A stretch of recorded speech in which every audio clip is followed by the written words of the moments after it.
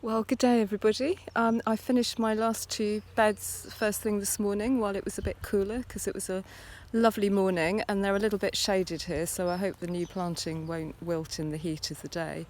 And what I've got here are two beds where I've tried to establish some roses. I think roses are a lovely thing to have in a cutting garden. I have to admit they have struggled a bit, again because I think it's a little bit dry up here.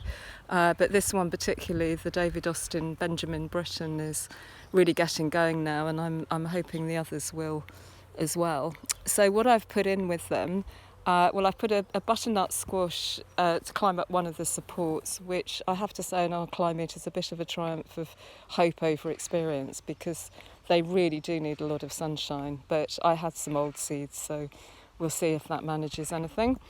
And then I've put in two types of so the nice sort of frothy ferny foliaged one there is Ami visnaja, and this slightly less well on, and this one here is Ami majus. They're both carrot and cow parsley family, and they produce beautiful sort of fluffy heads, white heads of flowers and ferny foliage. And again, they're something that won't compete too much with the roses, but they're lovely foliage fillers for bouquets. And what I'm trying to do with these beds really is establish a community of things that will self-seed and overwinter if we don't have too bad a winter. So both those Amis will do that in a good year. There's also some Nigella or Love in the Mist. The teasels, of course, keep coming up. There's some foxgloves. There's a funny little thing called caper spurge, which is also a nice foliage filler. And just a few other bits that are sort of self-seeding annuals. That means that maybe eventually I don't really have to plant up this bed specially, it just kind of looks after itself.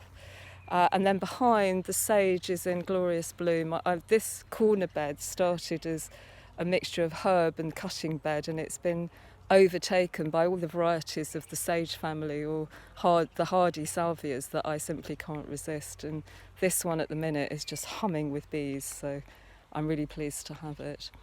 So I think that's most of the planting done. It remains to talk maybe a little bit more about feeding and care, and then maybe we have to wait a bit to see some fruits and flowers.